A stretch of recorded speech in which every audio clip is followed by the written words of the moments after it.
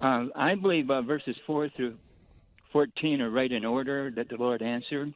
And the main thing was in verse 7, it says, nation shall rise against nation, kingdom against kingdom.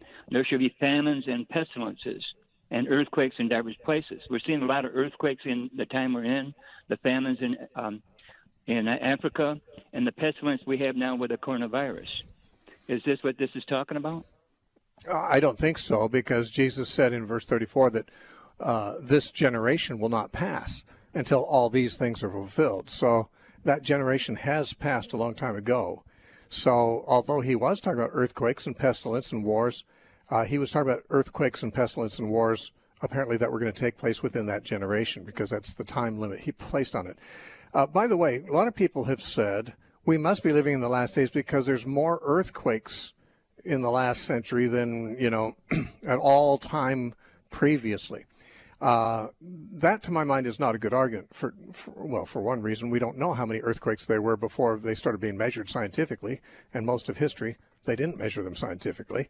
But more than that, to say that there are more, even if we said there are more earthquakes today than ever, the Bible doesn't say there's going to be an increase in earthquakes. It just says there will be earthquakes. He's not describing an increase in the amounts of wars and pestilence and earthquakes. He's saying these things will happen, but don't think this is it. This is not, the end is not yet. This is just the beginning. So, in other words, he's saying when there are such world calamities, people often are tempted to think, oh, it is the end of the world. It's the end of the world. It's never been worse, as some people are saying now.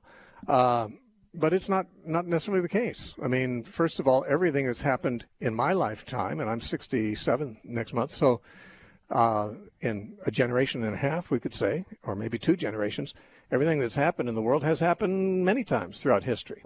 And there's no suggestion in the Bible that they will increase.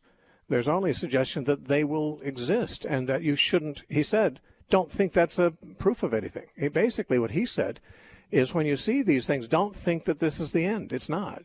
So I think what he's addressing is the natural tendency for people to wonder, is this the end of the world when things are going really bad? Lots of wars, famines, pestilence. He said, no, it's not. Don't worry, it's not.